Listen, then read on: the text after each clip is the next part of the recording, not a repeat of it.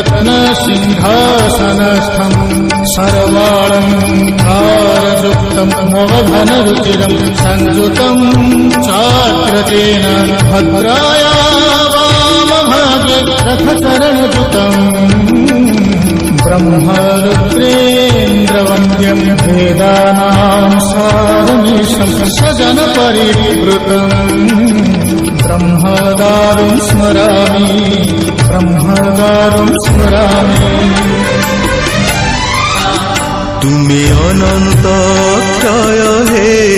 जगन्नाथ, तुमे अव्यक्त अक्षर हे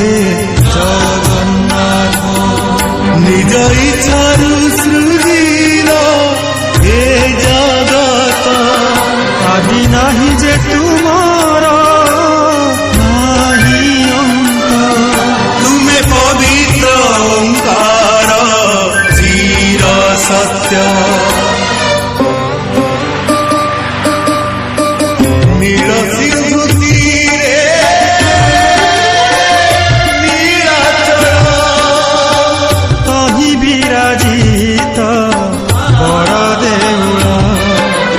दारु ब्रह्म रूपे हे विश्व पालन,